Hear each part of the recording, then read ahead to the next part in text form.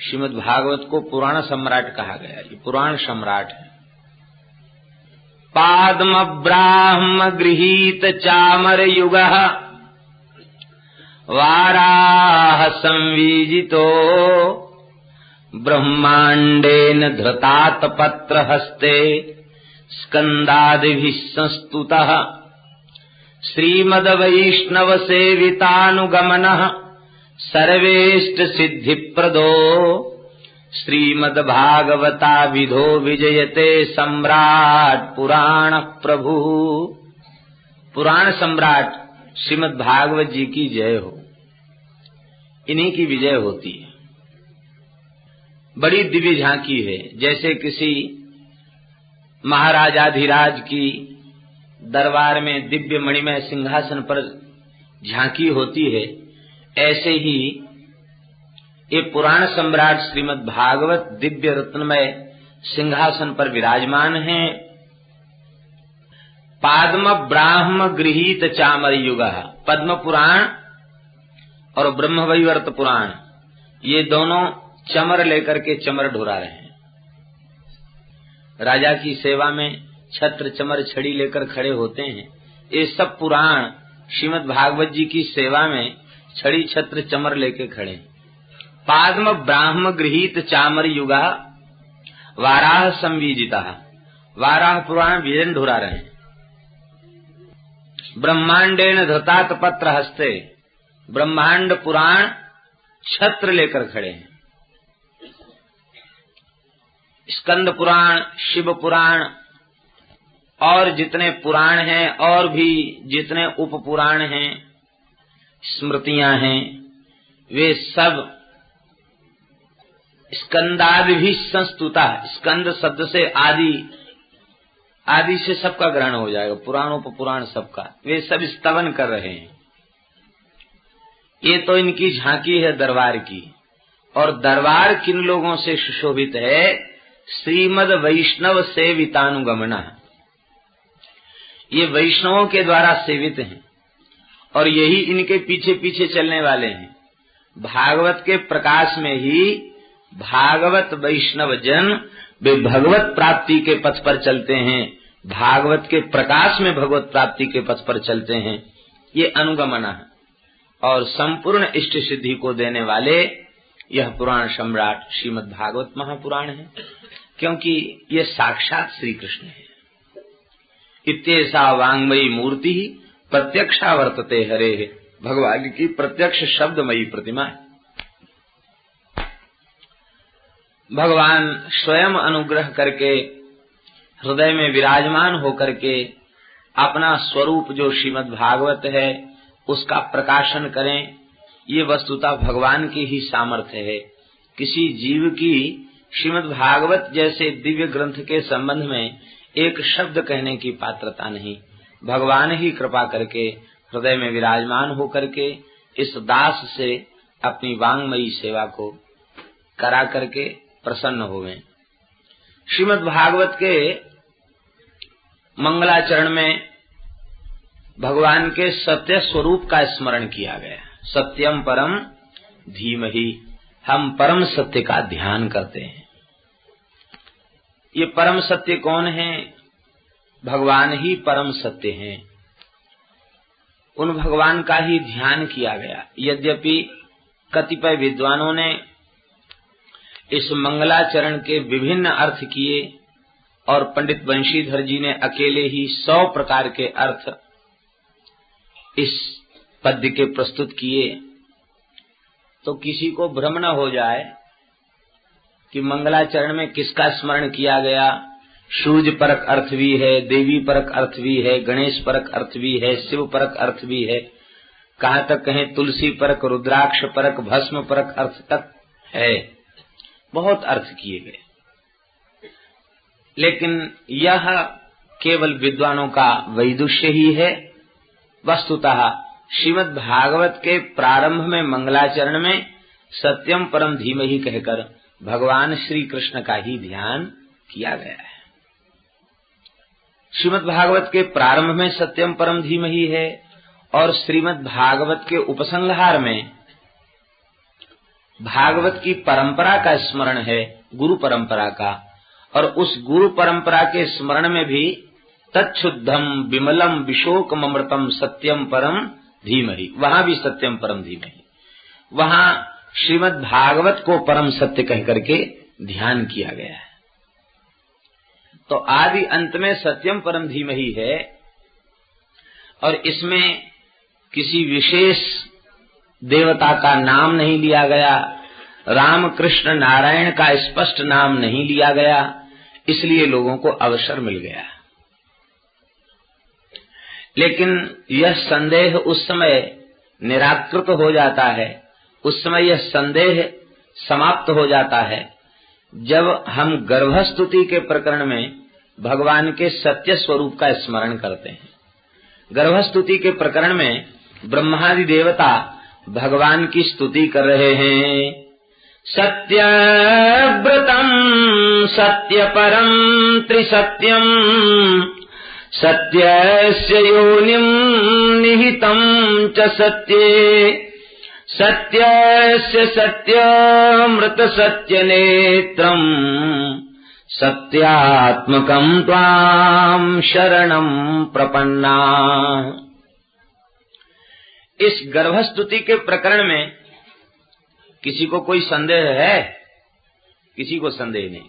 गर्भ में भगवान विराजमान हैं और गर्भगत भगवान की देवता स्तुति कर रहे हैं, और वह भी भगवान की स्तुति कर रहे हैं तो सत्य शब्द का पुनः पुनः आवर्तन करके,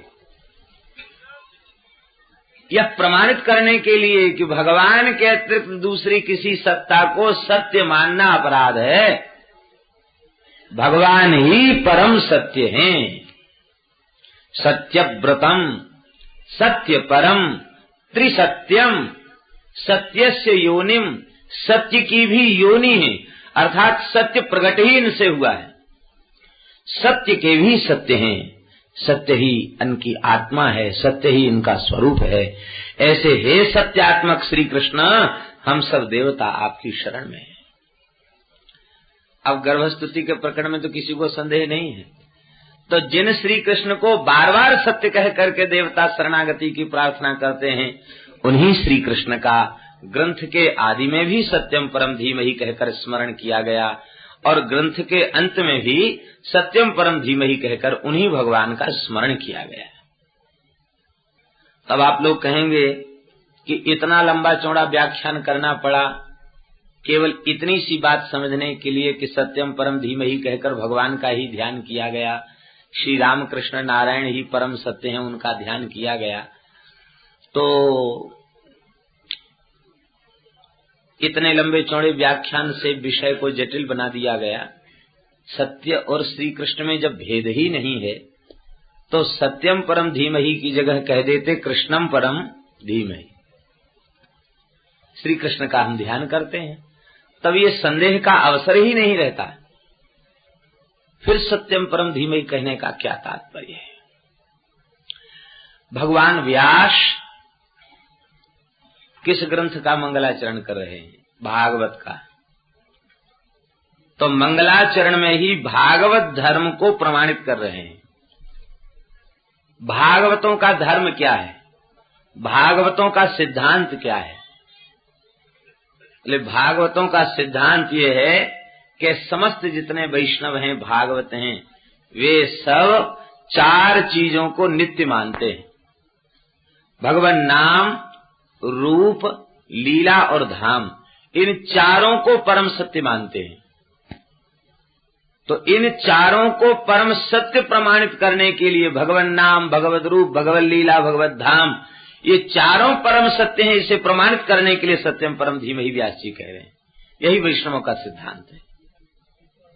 आप लोग कहेंगे क्या भगवान के नाम रूप में, उसकी महिमा में कुछ अंतर आ रहा था? क्या अंतर आ गया? क्या अंतर आ गया? जो लोग वस्तुतः ज्ञानी हैं नहीं, जे ज्ञान मान विमत्त, ज्ञानी नहीं है, जे ज्ञान मान विमत्त, भव भय हरनि भक्ति न आदरी, ते पाय सुर दुर्लभ पदादपि परत हम देखत हरि। ज्ञान मान विमत्त, जो ज्ञान के मद में मतवाले हो रहे हैं, ऐसे जो ज्ञानी नहीं है, वस्तुतः वे ज्ञान के गुमानी हैं, ज्ञानी नहीं है, ज्ञान के गुमानी हैं। ज्ञान का गुमान उनके भीतर है, वस्तुतः ज्ञान उनके भीतर नहीं है। तो वे लोग निर्विशेष ब्रह्म की सत्ता को परम सत्य के रूप में प्रमाणित करते करते, भगवान जाने क्या भगवान की प्रचंड माया उन्हें भ्रम हो गया, या भ्रम की चर्चा करते करते वे भ्रम में पड़ गए, ये ठीक नहीं कहा जा सकता है। लेकिन उन्होंने सगुण साकार को भी मायिक मान लिया, माया सबलित मान लिया, और सगुण साकार माया सबलित है, और सिद्धांत है यद यद नाम यद यद रूपम तत्तन मिथ्या। जहां जहां जो जो नाम है, जो जो रूप है, वह सब मिथ्या है। ये वाक्य असत्य नहीं है, ये वाक्य ठीक है। संसार के सभी नाम रूप नाशवान होने के कारण मिथ्या है। लेकिन इसका तात्पर्य ये थोड़ी है कि भगवान का नाम मिथ्या हो जाए, भगवान का सच्चिदानंद स्वरूप मिथ्या हो जाए, इसका तात्पर्य ये नहीं है।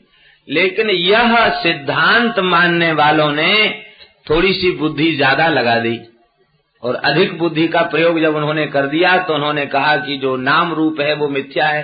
क्या नाम रूप के चक्कर में पड़ना, नाम रूप छोड़ो, सीधे बस सोहमअस्मि, अपनी निर्विशेष सत्ता का ध्यान करो, उसी में स्थित हो जाओ।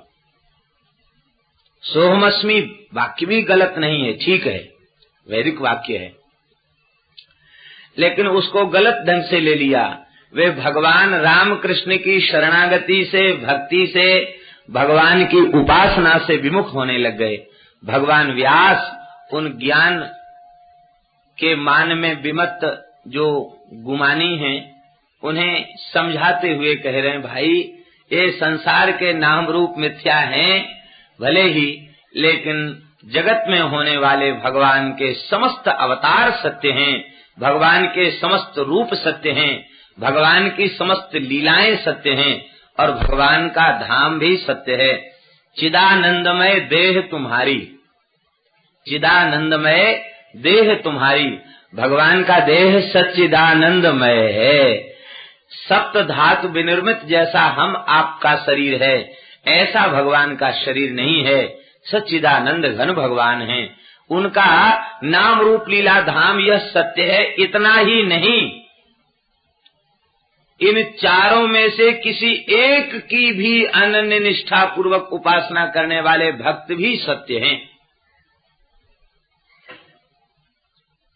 हमारे वृंदावन में एक महान संत थे, जिनकी चर्चा भी एक दिन हमने किया था कि वे अंतिम स्थिति में थे, और उन्होंने कहा भजन की तीन ही बातें हैं, श्री कृष्ण के बनकर श्री कृष्ण के लिए श्री कृष्ण का भजन करो। एक बार उनके निकट गए तो वे भाव विह्वल स्थिति में थे, और उन्होंने एक बात बताई, बोले कि देखो भगवान के जो शरणागत भक्त हैं वे भगवान के जैसे ही नित्य हैं।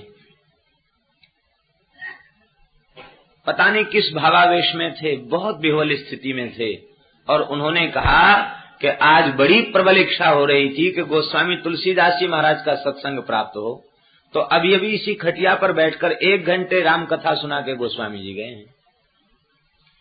हो सकता है कोई ऐसे अनधिकारी बैठे हों जिन्हें विश्वास न हो, लेकिन दास को तो विश्वास है, क्योंकि इसमें कोई संदेह नहीं है, भगवान के भक्त नित्य होते हैं। कितने भक्तों को इस कलयुग में मीरा का दर्शन प्राप्त हुआ, इस वर्तमान साधन के समय मीरा जी का दर्शन प्राप्त हुआ, कबीर जी का दर्शन प्राप्त हुआ। श्री अवध में एक संत थे परमहंस स्वामी राम मंगल दास जी महाराज, गोकुल वाले महाराज, उनको साक्षात गुरु नानक जी का दर्शन हुआ। उन्होंने नानक जी के सत्संग का विचार किया तो नानक जी प्रकट हो गए, और प्रकट होकर के कहा कि अच्छा तुम्हारी क्या इच्छा है, मांग लो। बोले हम आपका चरणामृत लेना चाहते हैं। आज भी वह चरणामृत सुरक्षित नानक जी का। तो कहने का तात्पर्य ये है कि भगवान के भक्त भी नित्य हैं। श्री व्यास जी महाराज, श्री हरिराम व्यास जी महाराज, आप नित्य किसी न किसी भक्त का ध्यान करते। एक दिन आपने श्री कबीर जी का ध्यान किया। कबीर जी का ध्यान करते आपको लगा कि कबीर जी रसिक भक्त नहीं थे, ज्ञानी भक्त थे, रस में प्रवेश नहीं था। इतना भाव आते ही श्री प्रिया प्रियतम की जो दिव्य झांकी हृदय में प्रकट होती थी वो लुप्त हो गई। आप श्री हरिवंश महाप्रभु जी के चरणों में पहुंचे और कहा कि भगवान क्या अपराध बन गया, श्री ठाकुर जी रूठ गए। आपने कहा किसी भक्त का अपराध कर दिया होगा, क्योंकि ये संत अपराध से ही रुष्ट होते हैं और वैसे तो रुष्ट होते ही नहीं। आपने बहुत सूक्ष्म विचार किया तो कहा भगवान हमने कबीर जी के प्रति ऐसा भाव किया, वे रसिक भक्त नहीं थे। कहते नहीं, जाकर क्षमा याचना करो। तो यमुना के तट पर वे पहुंचे और पहुंच करके व्यास जी का पद है, व्यासवाणी का पद है, कली में साचो भक्त कबीर, कली में साचो भक्त कबीर, पांच तत्व से जन्म न पायो, काल न ग्रस्यो शरीर, कली में साचो भक्त कबीर। जब ते राम नाम रति उपजी, तब ते बुन्यो न चीर, कली में साचो भक्त कबीर। तो कबीर जी को अंतर्धान हुए करीब 200 वर्ष हो चुका था, और जब आपने पुकारा तो यमुना जी के जल से प्रकट हो गए कबीर जी। ओ व्यास जी महाराज दंडोत दंडोत करके हृदय से लगा लिया और कहा श्री ठाकुर जी ने उस काल के जीवों को जिस प्रकार के उपदेश की आवश्यकता थी, दास के भीतर प्रेरणा करके वो व्यक्त करा लिया। भगवान परिपूर्ण हैं तो भगवान का भक्त भी परिपूर्ण है। परिपूर्ण की उपासना करने वाला अधूरा कैसे हो सकता है? संपूर्ण भाव और संपूर्ण रस भक्त के अंतःकरण में सहज प्रकट हो जाते हैं। आपका संदेह दूर हो गया और श्री कबीर जी फिर जमुना जी में गोता लगाए अंतर्धान। इसका तात्पर्य भक्त भी नित्य हैं। तो नाम रूप लीला धाम यह सत्य है और इनकी उपासना करने वाले भगवान के भक्त भी सत्य हैं। ये भगवान के इस परम सत्य को प्रमाणित करने के लिए, सगुण साकार को परम सत्य के रूप में प्रमाणित करने के लिए, और यह भाव श्री व्यास जी ने दिया। यतः अस्य जन्मादिर भवति, अस्य जगतः, इस सृष्टि का, इस जगत का जन्म, उत्पत्ति और लय, ये तीनों कार्य जिसके संकल्प मात्र से हो जाते हैं। भगवान इस जगत के प्रति अभिन्न निमित्तोपादान कारण है। संसार में प्रत्येक कार्य के प्रति दो कारण होते हैं, लेकिन भगवान इस जगत के प्रति अकेले कारण है, इसलिए भगवान को ही मूल कारण कहा गया। मिट्टी के घड़े के दो कारण हैं, निमित्त कारण है कुलाल और उपादान कारण है मिट्टी। और निमित्त और उपादान दोनों कारण सर्वथा भिन्न है, कुलाल अलग है, मृत्तिका अलग है। लेकिन भगवान उपादान भी है और निमित्त भी है। उपादान वस्तु क्या है? पृथ्वी, जल, तेज, वायु, आकाश, मुख्य उपादान वस्तु यही है। और विस्तार करते चले जाओ तो 24 हो जाते, 25 हो जाते हैं, और जितना विस्तार करते चले जाओ उतना विस्तृत हो जाते हैं, और 36 तक हो जाते, 32 तक हो जाते हैं। और मूल में 5 हैं, पृथ्वी, जल, तेज, वायु और आकाश। तो इन पांचों तत्वों के रूप में भी परमात्मा ही है। पृथ्वी के रूप में भगवान ही सब जीवों का आश्रय बने हुए हैं। कम ब्रह्म, खम ब्रह्म वेद में लिखा है। जल ब्रह्म है, आकाश ब्रह्म है, अग्नि ब्रह्म है। अहम वैश्वानरो भूत्वा प्राणिनाम देहमाश्रिता प्राणापान समायुक्तो पचाम्यन्नम चतुर्भुजम चतुर्विधम। तो कहने का तात्पर्य है भगवान वैश्वानर रूप से भगवान ही विद्यमान है, सबके भीतर विद्यमान है अग्नि के रूप से। पवन के रूप में भी भगवान ही है, सबका प्राण भगवान है, प्राणवायु के रूप में भगवान है। तो इन 5 तत्वों के रूप में भी परमात्मा ही है और यही जगत की उपादान वस्तुएं, इनसे ही जगत ब्रह्मांड बना है। ये ब्रह्मांड और ये पिंड शरीर, ये दोनों इन 5 चीजों से ही बने भये हैं। तो इसलिए भगवान उपादान कारण भी हैं, और भगवान के संकल्प से सृष्टि होती है, इसलिए भगवान निमित्त कारण है। निमित्त और उपादान कारण भगवान इस जगत के हैं। और वह भगवान अर्थेष्वभिज्ञः, वह भगवान सदरूप होने के कारण प्रत्येक पदार्थ में अनुगत हैं। कोई ऐसी वस्तु, कोई ऐसा पदार्थ नहीं है जहां भगवान की सत्ता विद्यमान न हो, सर्वत्र भगवान विद्यमान है। चेतन के भीतर अंतर्यामी रूप से विराजमान तो है ही, अचेतन के भीतर भी विराजमान है। जीवित के भीतर तो विराजमान है ही है, मरे हुए के भीतर भी बैठे हैं। आप लोग कहेंगे ये बात कुछ समझ में नहीं आ रही, मरे हुए के भीतर कैसे बैठे हैं? यदि मरे हुए के भीतर भगवान न होते तो बेन तो मर गया था, उसके शरीर का मंथन किया, ऋषियों ने कहा प्रभु अवतार लो, तो मृत बेन के शरीर से भगवान पृथु का अवतार हो गया। भगवान नहीं थे तो आए कहां से? मृत शरीर से भगवान ने अवतार ले लिया। माने कहने का तात्पर्य कोई ऐसा स्थल नहीं जहां भगवान न हो, बस पुकार है भक्त प्रेम से, भगवान वहीं प्रकट होकर के, क्योंकि विभु हैं, व्यापक हैं। विभु कहते ही उसे हैं जो व्याप्त हो। यस्मिन् निदम ओतप प्रोदम विश्वम साटीव तंतुषु, जैसे साटीव, जैसे साड़ी, माताएं साड़ी पहनती हैं तो साड़ी में क्या है? धागे धागे तो हैं, आड़े तिरछे सब धागे धागे हैं। धागा अलग अलग कर दो तो धागे से अलग कोई साड़ी हो सकती है क्या? धागों के समुदाय को ही साड़ी कहते हैं। जैसे साड़ी में धागे ओतप्रोत हैं, ऐसी संसार की समस्त वस्तुओं में भगवान ओतप्रोत हैं। सदरूप होने के कारण प्रत्येक पदार्थ में अनुगत हैं। और आश्चर्य तो ये है कि असत में रहते हुए भी असत के दोष उनमें व्याप्त नहीं है। अचित प्रकृति के भीतर भी हैं, लेकिन प्रकृतिगत दोष भी परमात्मा में व्याप्त नहीं है। और चेतन जीवगत दोष भी परमात्मा में व्याप्त नहीं है। प्रकृतिगत दोष और जीवगत दोष, अचितगत दोष और चितगत दोष, ये दोनों परमात्मा में व्याप्त नहीं है। कैसे?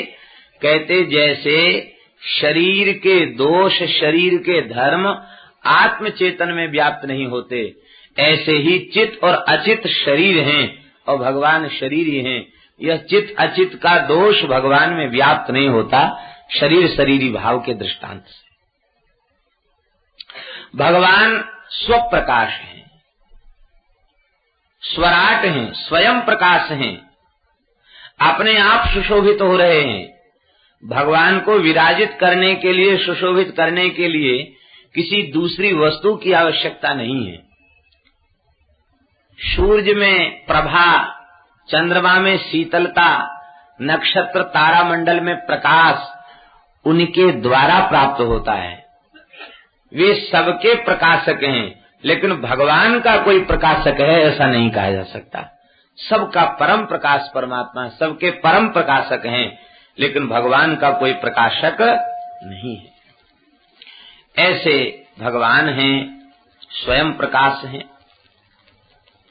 भगवान अपने आप सुशोभित हैं। कुछ रसिकों ने तो यहाँ तक भाव दिया है कि श्री ठाकुर जी का मंगलमय श्रीअंग इतना मनोहर और लावण्य से परिपूर्ण है कि उसका निरावृत दर्शन प्रेमी जन सहन नहीं कर सकते हैं। इसलिए उनके श्रीअंग के सौकुमार्य को ढकने के लिए वस्त्र और आभूषण है, सुंदरता बढ़ाने के लिए नहीं। उनके ललित श्रीअंग का दर्शन सहन नहीं कर सकते, इतना ललित है, इसलिए उसको ढकने के लिए पीतांबर ओढ़ा देते हैं, धोती पहना देते हैं, आभूषण धारण करा देते हैं। ऐसा श्रीअंग में सौकुमारी है। भगवान की शोभा को ढकते हैं वो, स्वाभाविक शोभा को ढक लेते हैं वस्त्राभूषण, और ढक तो भले ही लेते हैं लेकिन वस्त्राभूषण उनके श्रीअंग पर पहुंच करके कृतार्थ हो जाते, कृतकृत्य हो जाते हैं, उनकी शोभा बढ़ जाती है। श्रीअंग में पहुंचने के बाद मुकुट की शोभा, पीतांबर की शोभा, कटिकाछनी की शोभा और उनके नूपुर की शोभा, आभूषणों की शोभा बढ़ती है। ये तो स्वतः शोभायमान है।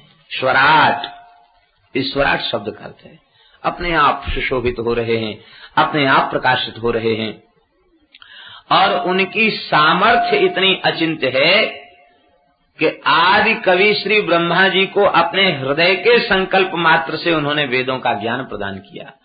तेने ब्रह्म हृदय आदि कवये मुह्यन्ति यत् सूरयः, बड़े बड़े शूरी जहाँ मोहित हो जाते हैं, ऐसे वेद के ज्ञान को श्री ब्रह्मा जी को भगवान ने अपने हृदय के संकल्प से प्रदान किया। संकल्प मात्र से ब्रह्मा जी ने भगवान ने प्रदान कर दिया। वेद का ज्ञान वस्तुतः अपने परिश्रम और पुरुषार्थ से संभव नहीं है। ज्ञान, वेद का ज्ञान ही नहीं, ज्ञान शब्दावली को तो कंठस्थ किया जा सकता है, लेकिन जिस अपरोक्ष ज्ञान से जीव को परम लाभ मिलेगा वह ज्ञान भगवद अनुग्रह से ही संभव है। तो भगवान ने अनुग्रह किया और ब्रह्मा जी को ज्ञान हो गया। ऐसी प्रसिद्धि है लोक में कि रावण भी बहुत बड़ा वेद का विद्वान था, लेकिन वेद का विद्वान नहीं था, वैदिक शब्दावली का ज्ञाता था। वैदिक शब्दावली का बोध था उसे, वेद का बोध नहीं था। क्योंकि वेद का बोध होता तो वेद वेद्य तो भगवान है, भगवान में प्रीति बढ़ती, सत्य शौच सदाचार उसके जीवन में प्रतिष्ठित होता, उसका चरित्र आदर होता। लेकिन नहीं, उसे केवल वैदिक शब्दावली कंठस्थ थी, उसे वेद का बोध नहीं था। क्योंकि वस्तुतः बोध जो होता वो भगवान के अनुग्रह से होता, भगवान की कृपा से होता। भगवान ने कृपा किया और ब्रह्मा जी को ज्ञान की प्राप्ति हो गई, दिव्य ज्ञान ब्रह्मा जी को प्राप्त हो गया। इस मंगलाचरण की टीका में श्रीधर स्वामी जी ने एक प्रश्न उठाया है। वे कहते हैं कि वेद का ज्ञान ब्रह्मा जी को दिया और ब्रह्मा जी ने वैदिक ज्ञान का आश्रय लेकर के सृष्टि का विस्तार किया। वेद के अनुकूल ही सृष्टि है, वेद पहले है और सृष्टि बाद में है। वेद में जिस वस्तु का जैसा निरूपण किया गया उस वस्तु को उस रूप में ब्रह्मा जी ने प्रकट कर दिया। वज्रहस्तो पुरंदरः, वज्र बना दिया, इंद्र बना दिया। ऐसा ऐरावत हाथी है, ऐरावत बना दिया, कल्प वृक्ष बना दिया। तो वैदिक शब्दों को देख करके ही उन्होंने सृष्टि का विस्तार किया। और सृष्टि जो है वो अनादि है, क्योंकि महाप्रलय हुआ और फिर नाभि कमल से ब्रह्मा जी प्रकट भये और फिर भगवान की आज्ञा से ब्रह्मा जी ने सृष्टि का विस्तार किया। तो कैसे किया? धाता यथा पूर्वम अकल्पयत, पूर्व कल्प में जैसी भगवान ने सृष्टि की थी, ब्रह्मा जी ने सृष्टि की थी, उसी सृष्टि का स्मरण करके ब्रह्मा जी ने पुनः सृष्टि का विस्तार कर दिया। तो पूर्व कल्प में भी सृष्टि का विस्तार वैदिक ज्ञान का आश्रय लेकर किया होगा, क्योंकि बिना वेद के ज्ञान के सृष्टि का विस्तार संभव नहीं है। तो वेद के ज्ञान का आश्रय लेकर के ही सृष्टि का विस्तार किया। तब भगवान को प्रत्येक कल्प के प्रारंभ में भगवान को ब्रह्मा जी को नए सिरे से वेद के ज्ञान को देने की क्या आवश्यकता पड़ी? सुप्त प्रतिबुद्ध न्याय से ब्रह्मा जी महाराज वैदिक ज्ञान का स्मरण कर लेते और सृष्टि रचना में प्रवृत्त हो जाते। तेने ब्रह्म हृदय आदि कवये मुह्यन्ति यत् सूरयः, ब्रह्मा जी को ज्ञान देने की क्या आवश्यकता पड़ी? भगवान ने ब्रह्मा जी को ज्ञान क्यों दिया? इसका उत्तर दे रहे मुह्यन्ति यत् सूरयः। बड़े बड़े शूरी भी वेद के संबंध में मोहित हो जाते हैं। सुप्त प्रतिबुद्ध न्याय से जैसे वस्तु को जाना जा सकता, वेद को इस रीति से, इस पद्धति से नहीं जाना जा सकता। जब जब वह ज्ञान धूमिल हो जाता है तो भगवान तरोताजा ज्ञान, नवीन ज्ञान वेद का ब्रह्मा जी को प्रदान करते हैं। और कोई ऐसी बात नहीं कि ब्रह्मा जी को पोथी लाना पड़ती हो तब भगवान कुछ दिन पढ़ाते हो, ऐसा नहीं। हृदय के संकल्प मात्र से ब्रह्मा जी को भगवान ज्ञान प्रदान कर देते हैं। भगवान के भक्त में समस्त ज्ञान भगवान के अनुग्रह से प्रकट हो जाता है। दक्षिण में एक महापुरुष थे, रामानुज संप्रदाय के। वे निम्न कुल के थे, अंत्यज थे जाति से। भगवान का नाम उच्चारण करते रहते थे निरंतर। एक दिन वे जा रहे थे, ब्राह्मण यज्ञ कर रहे थे, श्रौत यज्ञ। उन सबने सोचा कि अरे इसके सामने वेद मंत्र पढ़ना ठीक नहीं, वो सब मौन हो गए। और वे सब जैसे ही मौन हो गए कि सबको वेद भूल गया। अब तो उन्हें बड़ा आश्चर्य हुआ कि हम तो ब्रह्म गायत्री भी भूल गए, संध्या बंदन के मंत्र ही भूल गए, हमारे तो कर्म का ही लोप हो गया, क्या करें। आखिर विद्वान थे, कौन पता इसको ठीक करें। तो चले उन संत को मनाने, भक्तापराध हो गया। वो ब्राह्मण यज्ञशाला से चल पड़े उन संत के पीछे पीछे। वो धान की खेत की मेड़ पर जा रहे थे। महाराज प्रणाम दंडवत। आपने देखते ही ब्राह्मण की मंडली को पृथ्वी पर लौटकर साष्टांग दंडवत किया। भगवान मैं अंत्यज हूँ, आप तो ब्राह्मण हैं, आप आज्ञा करें, आप कैसे आपने दास का स्मरण किया। बोले महाराज हम तो वेद विस्मृत हो गए, हमारी ब्रह्म विद्या गायत्री भी भूल गई हमको, हम क्या करें, ये धर्म का लोप हो रहा है, आप रक्षा करें।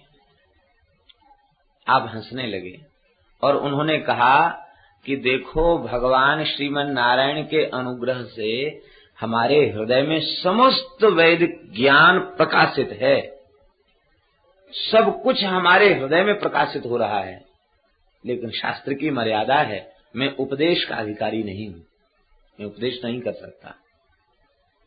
हमें आप लोगों के कर्म से कोई प्रयोजन नहीं था, हम तो सामान्य भाव से जा रहे थे, आप लोगों ने वेद का उच्चारण बंद कर दिया तो उससे हमें कोई क्लेश भी नहीं हुआ।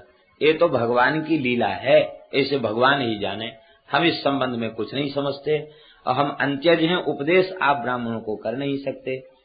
महाराज फिर कुछ तो समस्या का समाधान कीजिए। तो वे प्रसन्न हो गए और धान के खेत से एक मुट्ठी धान उखाड़ के ऐसे दिखाया, उस सबको वेदों का ज्ञान पुनः स्मरण में आ गया। क्योंकि जिस मंत्र से उन्होंने बंद किया था बोलना आगे, उस मंत्र के प्रारंभ में व्रीहि शब्द था, धान्य शब्द था। तो जैसे ही धान को दिखाया वो सबको वेद पुनः स्मरण में आ गया। इसका तात्पर्य है भगवान संकल्प करें तो ज्ञान हो जाए, और कोई भगवान के प्राण प्यारे समर्थ संत संकल्प करें तो संकेत में ज्ञान हो जाए, बोलने की भी जरूरत नहीं है, संकेत में ज्ञान हो जाए। भगवान के भक्त संकेत में ज्ञान दे देते हैं, संकेत में, संकेत की भी आवश्यकता नहीं। समर्थ पुरुष एक करुणा भरी दृष्टि से किसी जीव की ओर देख दें तो ज्ञान हो जाता है, ज्ञान प्रकट हो जाता है। इसलिए ज्ञान ऐसी वस्तु नहीं है जैसे लोक की वस्तुओं को, लौकिक जगत की बातों को हम सुप्त प्रतिबुद्ध न्याय से समझ लेते हैं। सो गया और सोने के बाद फिर जगा, तो सोने के पूर्व जो कुछ विचार किया वो सबका स्मरण रहता है। संसार की बातों को जैसे स्मरण किया जा सकता, ऐसे ज्ञान नहीं संभव है। वस्तुतः ज्ञान तो भगवान और भगवान के भक्त के अनुग्रह से ही होता है। भगवान ने अनुग्रह किया और ब्रह्मा जी के हृदय में ज्ञान प्रकट हो गया। तेजों में रश्मियों में जल का, जल में स्थल का, स्थल में जल का भ्रम होता है। यह जगत परिवर्तनशील होने के कारण मिथ्या कहा जाता है। 3 प्रकार की सृष्टि है, जागृत, स्वप्न और सुषुप्ति रूपा जो सृष्टि है, इसका अधिष्ठान परमात्मा है और अधिष्ठान सत्य है। तो जब अधिष्ठान सत्य है तो अधिष्ठान में अधिष्ठित वस्तु असत्य नहीं हो सकती। इसका तात्पर्य है कि जब जगत को जगत के रूप में जब हम देखते हैं तो वो परिवर्तनशील होने के कारण मिथ्या है, और जब हरिरेव जगत जगदेव हरि, हरि तो जगतो नहीं भिन्न तनु, हरि ही जगत है, जगत ही हरि है, इस प्रकार से जब भगवानमय दृष्टि से जगत को देखते हैं तो वह मिथ्या नहीं रह जाता, वो भगवान का लीला विलास बन जाता है। श्री वल्लभाचार्य जी ने भगवान का चिद विलास जगत को कहा, लीला विलास, चिद विलास जगत को भगवान का स्वीकार किया है। वैष्णव को यही अपनी दृष्टि में परिवर्तन करना है, हृदय में ऐसा भाव जगा ले कि छोटे बालक जहाँ खेल रहे हो वहाँ बालकृष्ण का दर्शन हो, श्री वृषभानुनंदिनी का दर्शन हो, बड़ों में, बूढ़ों में, बच्चों में, सब में भगवान का अनुभव होने लग जाए। संसार की जो वस्तु दिखे उसमें भगवान का अनुभव।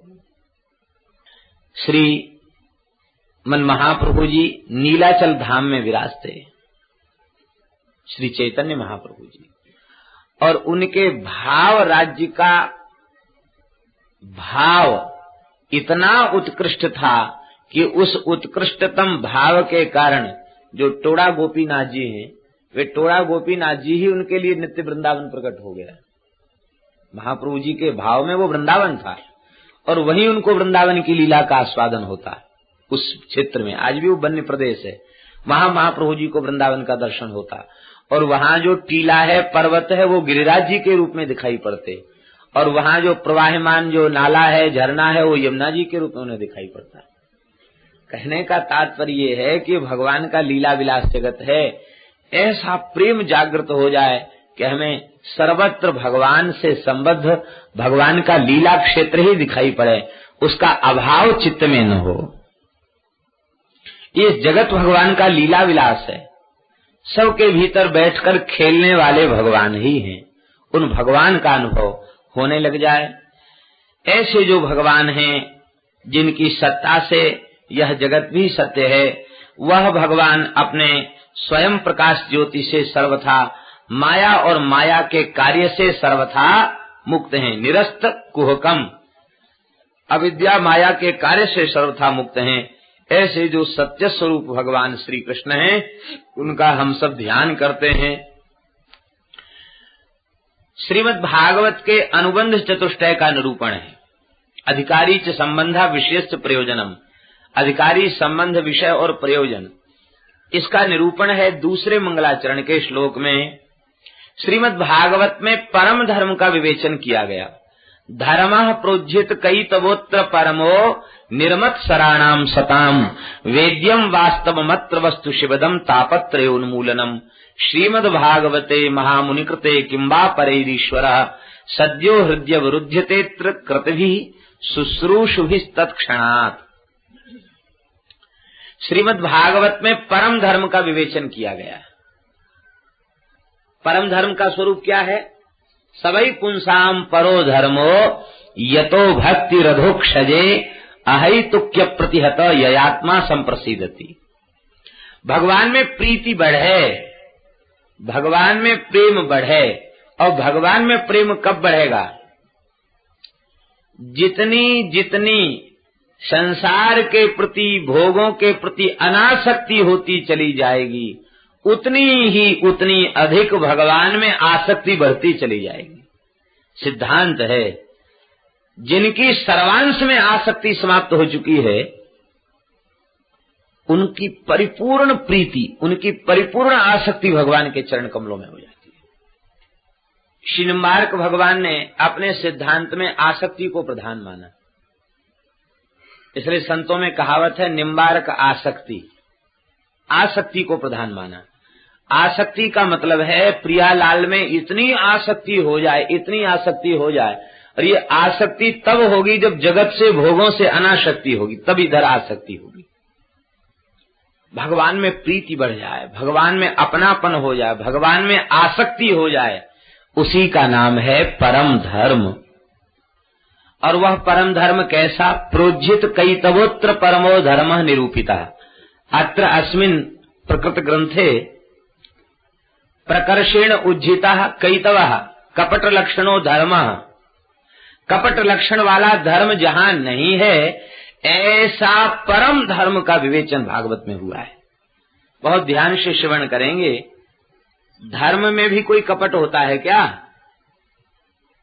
व्यास जी कह रहे हैं कपट रहित परम धर्म का विवेचन भागवत में, सर्वथा निष्कपट परम धर्म का विवेचन भागवत में हुआ है। धर्म का कपट क्या है? धर्म की महिमा और धर्म का अंतिम फल यही है, उससे भगवान की प्राप्ति होती है।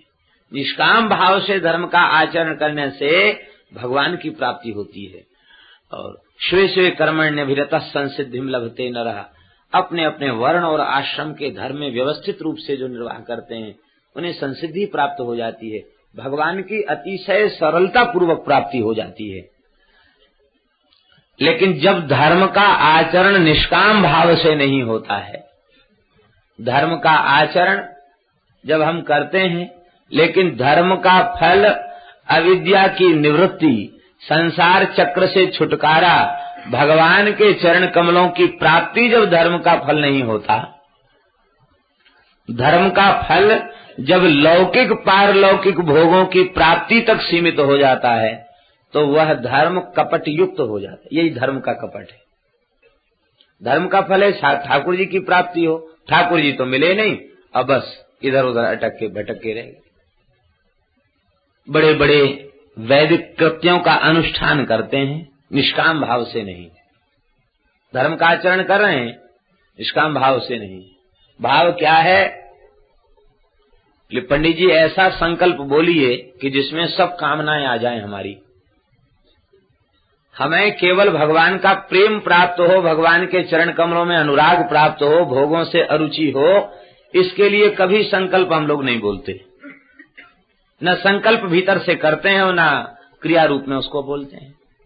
अप्राप्त लक्ष्म्याः प्राप्त्यर्थम, प्राप्त लक्ष्म्याश्च चिरकाल संरक्षणार्थम, लोके सभायाम राजद्वारे यशो विजय लाभादि प्राप्त्यर्थम। और इतना ही नहीं, अस्मत् कुंडल्याम ये केचिद विरुद्ध चतुर्थाष्टम द्वादश ग्रही सूचितं संसूचिष्यमाणं चेत सर्वारिष्टम तद विनाशन द्वारा एकादश स्थान स्थित सुफल प्राप्त्यर्थम। कुंडली में सारी कुंडली ही बदल दो, भगवान हम पूजा तो आपकी कर रहे हैं, यज्ञ तो कर रहे हैं, लेकिन आप हमारी कृपया कुंडली बदल दें। जो चौथे 8 में 12 खराब ग्रह बैठे हैं उनको तो फल समाप्त कर दें, और 11वां स्थान है लाभ का, वो लाभ हमको दे दें। अरे भाई, जिसे हम लोग लाभ माने बैठे वही सबसे बड़ी हानि है। अर्थम अनर्थम भावय नित्यम नास्ति ततः सुखलेशा सत्यम। आदि शंकराचार्य भगवान कह रहे हैं, अर्थम अनर्थम भावय, रोज उठ करके चिंतन करो, अर्थ ही अनर्थ की जड़ है। सुख नहीं, सुख का लेश भी उससे नहीं होगा। लेकिन हम लोगों ने लाभ कैसे समझ रखा है? संपत्ति की प्राप्ति, भोगों की प्राप्ति को लाभ समझ रखा है। भोग की प्राप्ति कभी लाभ नहीं है। लाभ की किछु हरि भगति समाना, भगवान की भक्ति के समान क्या कोई दूसरा लाभ है? भगवान में प्रीति बढ़ जाए, इससे बड़ा भी कोई लाभ है क्या? लेकिन भगवान की प्रीति की बात हम नहीं स्वीकार करते हैं। हमें तो संसार की वस्तुएं ही अच्छी लगती हैं और उन्हीं की प्राप्ति में लाभ का अनुभव हो रहा है। यही धर्म का कपट है। ऐसे सकाम धर्म का विवेचन भागवत में नहीं हुआ, निष्काम धर्म का विवेचन हुआ है। देखिए, बात ऐसी है, निष्काम होने पर भी जो वस्तु आपके प्रारब्ध के अधीन प्राप्त होना निश्चित है, वह वस्तु अवश्य ही प्राप्त होगी। और उस वस्तु की प्राप्ति होने पर भी चित्त अशुद्ध नहीं होगा, चित्त शुद्ध बना रहेगा। ये निष्काम भाव की ये महिमा है। और कामना करने पर, इच्छा करने पर भी वही वस्तु प्राप्त होगी जो आपके प्रारब्ध के अधीन होकर मिलना निश्चित है, वही वस्तु प्राप्त होगी। लेकिन वस्तु की प्राप्ति भले ही विलंब से हो, चित्त अशुद्ध पहले हो जाएगा। कामना आई नहीं कि चित्त अशुद्ध हो गया, और जब चित्त अशुद्ध हो जाएगा तो अशुद्ध चित्त वाले व्यक्ति को जब कोई वस्तु आसक्ति पूर्वक उस वस्तु को चाहेगा वो मिलेगी, उस वस्तु के प्रति ममता, लोलुपता, अतृष्णा आदि सारे अविद्या के परिवार के दोष एक साथ धावा बोल देंगे, जीव की दुर्दशा हो जाएगी। इसलिए बुद्धिमानी इसी में है कि निष्काम भाव को स्वीकार कर ले। जिसे कुछ पाना है, जिसे कुछ संसार की वस्तु चाहिए, वो अशांत रहेगा। जिसे कुछ नहीं चाहिए वो सर्वदा शांत रहेगा। बात थोड़ी सी खरी है, लेकिन सही बात यही है, भगवान अपनी ओर से कृपा करके जो परमार्थ करा लेवें, वह कामना भगवान की ओर से जो कामना हो वो से करे।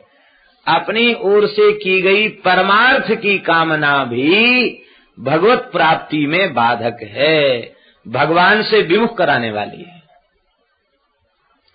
बिना संकल्प के, बिना याचना के, बिना कामना के जो वस्तु आपके निकट आ जाए, उससे ठाकुर जी की सेवा करें, संत की सेवा करें, गौ की सेवा करें, अतिथि का सत्कार करें, पिता माता की सेवा करें और दीन दुखी दरिद्रों की सेवा करें, यहाँ तक तो ठीक है।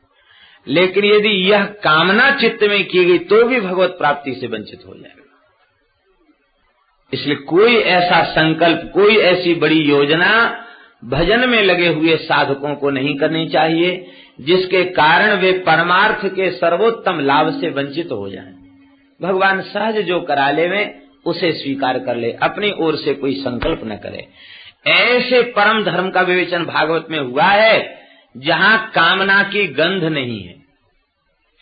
आप लोग कहेंगे कि यह अर्थ तो उज्जित कैतव शब्द से भी प्रकट था, प्रा उपसर्ग क्यों लगाया? तो श्रीधर स्वामी कह रहे हैं इसकी टीका में, प्रा उपसर्गे नात्र मोक्षाभिसंधिरपि निरस्ता। प्रा उपसर्ग लगाकर मोक्ष की अभिसंधि को भी निरस्त कर दिया गया।